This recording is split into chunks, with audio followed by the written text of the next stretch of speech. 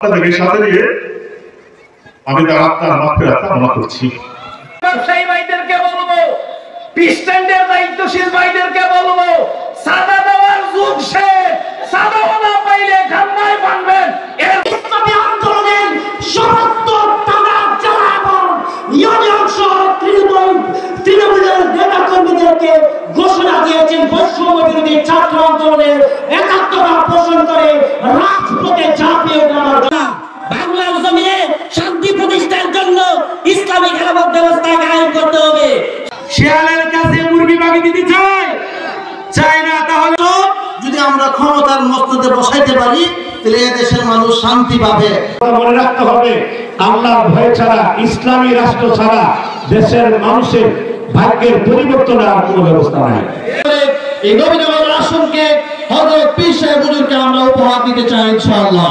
রাসূল সাল্লাল্লাহু দিনের মধ্যে থেকে মসজিদে সুধামা রুয়ে জমিন উপহার দিতে চাই একমাত্র একটাই দল, সেই দলের নাম হলো ইসলামী আন্দোলন বাংলাদেশ। কথা বলে ঠিক না বেশি? আমি আমার বক্তব্য শুরুতে একটি প্রেরণাদায়ক সংবাদ আপনাদেরকে শোনাতে চাই।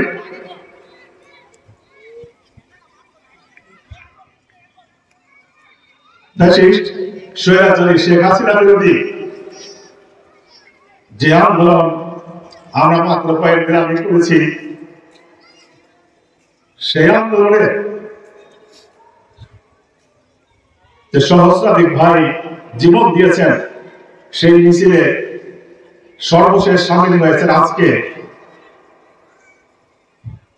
ইসলামী যুব আন্দোলন বাংলাদেশের হবিগঞ্জ জেলার লাখাই উপজেলা লাখাই ইউনিয়ন শাখার অন্যতম সদস্য, মাঠ পর্যায়ের অত্যন্ত একটি কর্মী, আমার সহযোগী প্রিয় কাহিনী ইসলাম ভাই,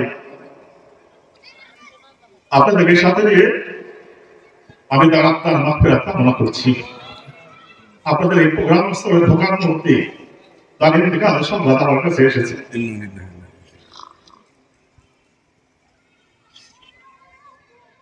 সংগ্রামী বন্ধুরা, দীর্ঘ 15 বছর আমরা বাকরুদ্ধ ছিলাম, আমাদের কথা বলার স্বাধীনতা ছিল না, আমরা আমাদের অধিকার বঞ্চিত ছিলাম। এক জগদ্দল পাথর আমাদের কাঁধের উপর চেপে বসেছিল। ক্ষমতার জন্য এতটাই মরিয়া ছিল, আপনারা তার বাস্তব সাক্ষী। এই ক্ষমতাকে টিকিয়ে রাখতে গিয়ে প্রায় 1000 মানুষের রক্ত সেবন করেছে। আজকে হাসপাতালগুলোতে গেলে সেখানে দেখা যায় হাজার হাজার মানুষ, কেউ এক চোখ হারিয়েছে, কেউ 2 চোখ হারিয়েছে, কেউ হাত হারিয়েছে, কেউ পা হারিয়েছে। একটা মানুষ ক্ষমতার জন্য কতটা উন্মাদ হলে, কত জঘন্য হলে এই অবস্থা সৃষ্টি করতে পারে, আমার মনে হয় বিশ্বের ইতিহাসে এই রেকর্ড নেই। আজকে গোটা বিশ্বের ইতিহাস যদি তল্লাশি দেওয়া হয়, আমার মনে হয় এই কুখ্যাত খুনি শেখ হাসিনার মতো ক্ষমতা বাদল দ্বিতীয়টা খুঁজে পাওয়া যাবে না। আজকে যে ভাইদের কথা আপনাদের কাছে বললাম, একজন সাধারণ মানুষ, কতই বা বয়স, মাত্র 25 বছর অতিক্রম করেছে কিনা সন্দেহ আছে। কত স্বপ্ন ছিল তার, কিন্তু আপনাদেরকে এই জগদ্দল পাথর থেকে মুক্তি দেওয়ার জন্য, আপনাদেরকে এই জিম্মি দশা থেকে মুক্তি দেওয়ার জন্য আজকে হাসতে হাসতে এই দেশের জন্য, দেশের মানুষের জন্য সে জীবন উৎসর্গ করেছে। সংগ্রামী বন্ধুগণ, আমরা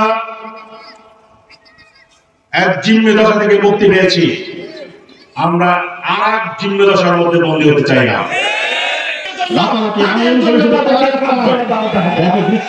হয়েছে 15 তারিখ পর্যন্ত ভাই বলেছেন ছেলেটার সবুজ একটা চিত্র দেখে আসলে কলিজা মানানো যায় না। সে আজকে সর্বশেষ তিনি শাহাদাত বরণ করেছেন। প্রায় একজন মানুষ এতটা নির্যাতন হতে পারে, একজন মানুষ আমি আহ্বান করতে চাই বৈষম্য বিরোধী আন্দোলনের জন্য যারা রক্ত দিয়েছে,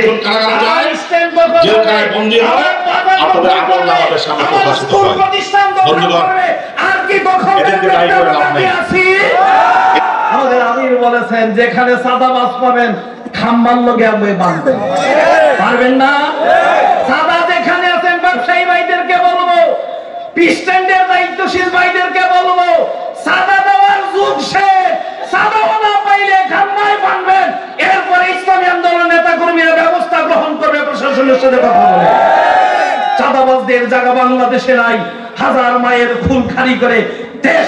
ইসলামী আন্দোলন বাংলাদেশের আমিরের মতো বড় নেতা বাংলাদেশে আর জন্মগ্রহণ করে না। আগামী দিনে খুদাবিরু, আল্লাহওয়ালা, নেককার, পরহেজগার, মুত্তাকি এমন একজন শাসক যদি আমরা ক্ষমতার মস্তদে বসাইতে পারি, তাহলে এদেশের মানুষ শান্তি পাবে, দুর্নীতি থেকে মুক্ত থাকবে। চরমনার মাহফিলের এবং আল্লাহওয়ালাদের সুহবতে তাদের দুনিয়ার জীবন পরিবর্তন করে ফেলেছে। এই কথাটাই আমার শেষ। ব্যক্তিগতভাবে চরমনার মাঠে গিয়ে একজন ডাকাত যদি ভালো হতে পারে, এই চরমনার বিশ্বাস আল্লাহওয়ালা যদি দেশের ক্ষমতা আসে, এই দেশটা হয় সার্বিকভাবে ভালো হয়ে থাকবে ইনশাআল্লাহ। ব্যক্তিগতভাবে যদি পরিবর্তন হতে পারে, দেশের সার্বিক পরিবর্তন অবশ্যই হবে। একথা মনে রাখতে হবে, আল্লাহর ভয় ছাড়া, ইসলামী রাষ্ট্র ছাড়া দেশের মানুষের ভাগ্যের পরিবর্তনের আর কোনো ব্যবস্থা নাই। অতএব আমরা আশা করছি আমাদের পক্ষে এক ঐক্যবদ্ধ থাকার তৌফিক দান করে, দুনিয়াতে যার সাথে যার মহব্বত তার কেন্দ্র হিসেবে আমরা মাওলানা উসমান গনি রাসেল ভাইকে চাই ইনশাআল্লাহ। উসমান গনি রাসেল ভাইয়ের হাতকে শক্তিশালী করে নবীনগর 21টি ইউনিয়নকে হাত পাকালে দুর্গ কায়েম করতে হবে ইনশাআল্লাহ। আমরা সকলেই চেষ্টা করে এই নবীনগর আসনকে হযরত পীর সাহেব হুজুরকে আমরা উপহার দিতে চাই ইনশাআল্লাহ। বলছি বাস্তব, আমরা যে হুজুরা আছি তারাই তো এমনিতে করে মসজিদে তারা করে না, নাকি সাধারণ ইংরেজি শিক্ষিত তারা করে? যদি কোনো কারণে ইংরেজি শিক্ষিত দেয়, নামাজের মধ্যে ভুল করে ফেলে। আর যে মসজিদ বলে একটা সীমিত মসজিদ, তো রাসূল পাক সাল্লাল্লাহু আলাইহি ওয়াসাল্লাম দিনের মধ্যে আছে কি মসজিদে সুধামা রুয়ে জমিন, এই ছোট্ট মসজিদের ইমামতি তারা করতে পারে না। পরিষ্কার বলতে চাই, আওয়ামী লীগ দেখেছি, বিএনপি দেখেছি, বর্তমানে যদি এই দেশকে সারিয়ে দেশকে যদি একটা সুন্দর বাংলাদেশ উপহার দিতে চাই, একমাত্র একটাই দল, সেই দলের নাম হলো ইসলামী আন্দোলন বাংলাদেশ। কথা বলে ঠিক না বেশি? বাংলার মানুষ 52 বছর পরে আবার 5ই আগস্ট ফুঁসে উঠেছিল। সেই 5ই আগস্টে ছাত্র গণ অভ্যুত্থানের মাধ্যমে এই ফ্যাসিস্ট সরকারকে বাংলাদেশ থেকে পালাতে বাধ্য করেছে। সংগ্রামী সাথী ও বন্ধুগণ, আমরা সকলেই সচেতন নাগরিক। আমরা সকলেই জানি, আমরা কেউ কিন্তু শিয়ালের কাছে মুরগি যারা দিতে চায় না। কেউ কি চায়? শিয়ালের কাছে মুরগি বাগি দিতে চায় না। তাহলে আসুন আমরা ঐক্যবদ্ধ হয়ে হাতে হাত রেখে কাঁধে কাঁধ মিলিয়ে সকল ইসলামী দলকে ঐক্যবদ্ধ করে বাংলাদেশের মধ্যে ইসলামী আন্দোলনের দৈর্ঘ্য গঠন করে ইনশাআল্লাহ আগামীর দেশ বাংলাদেশ হাত পাকার দেশ, ঠিক না ঠিক? আগামী বাংলাদেশ ইসলামের দেশ। এদেশের মানুষ স্বপ্ন দেখতে পাচ্ছে, এই শুরুই আমাদের ইসলামী আন্দোলন, বাংলাদেশ ইসলামী দল গঠন করার সুযোগ এসেছে। আমরা সকলেই সুযোগে কাজ লাগিয়ে আমরা সকলেই মাঠে ময়দানে কাজ করব। আল্লাহ তাআলা যেন আমাদের সকলকে মাঠে ময়দানে কাজ করার তৌফিক দান করে। করতে চাই, এই দেশে যদি ইসলাম প্রতিষ্ঠা হয়, তাহলে বাংলার প্রত্যেকটা মুসলমান যেভাবে শান্তিতে নিরাপদে থাকবে, ঠিক তেমনি ভাবে প্রত্যেক ধর্মের বর্ণের লোক শান্তিতে থাকবে ইনশাআল্লাহ। সুতরাং ভয়ের কোনো কারণ নয়। আগামীর বাংলাদেশ ইসলামের বাংলাদেশ হবে আমাদের। আমরা পরিষ্কার ভাষায় বলতে চাই, মানব রচিত তন্ত্র মন্ত্র দিয়ে এই বাংলার জমিনে শান্তি প্রতিষ্ঠা করা সম্ভব না। বাংলার জমিনে শান্তি প্রতিষ্ঠার জন্য ইসলামী খেলাফত ব্যবস্থা কায়েম করতে হবে। সেই খেলাফত ব্যবস্থা কায়েমের জন্য পীর সাহেব চরমনের নেতৃত্বে আমরা সকলে মাঠে ময়দানে আছি তো? আল্লাহ তাআলা আমাদেরকে কবুল করুন। আমরা কিছুদিন আগে দেখেছি বৈষম্য বিরোধী ছাত্র আন্দোলনে বাংলাদেশে একমাত্র ইসলামী আন্দোলন বাংলাদেশ দলীয় ব্যানারে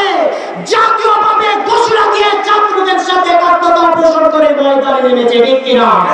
আমাদের আমির পীর সাহেব চরমনাই, আমাদের নায়েবে আমির মুফতি সৈয়দ ফয়জুল করিম বাংলার টেকনাফ থেকে তেতুলিয়া, রূপসা থেকে পাতুরিয়া পর্যন্ত ইসলামী আন্দোলনের সমস্ত থানা জেলা এবং ইউনিয়ন সহ তৃণমূলের নেতা কর্মীদেরকে ঘোষণা দিয়েছেন বৈষম্য বিরোধী ছাত্র আন্দোলনের একাত্মতা পোষণ করে রাজপথে ঝাঁপিয়ে ওঠার জন্য, ঠিক কিনা?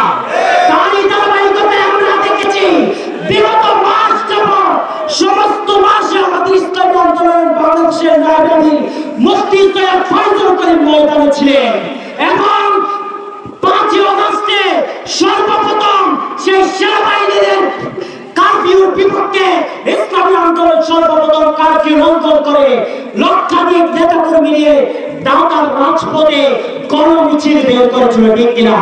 পীর সাহেব চরমনাই যত কঠিন কর্মসূচি দেখ না কেন ইসলামী ছাত্র আন্দোলন বাংলাদেশ নবীনগর উপজেলা তাদের সর্বোচ্চ শক্তি নিয়ে মাঠের ময়দানে উপস্থিত থাকবে ইনশাআল্লাহ। ওয়া নাসরুন মিনাল্লাহি ওয়া ফাতহুল কারীম। আসসালামু আলাইকুম।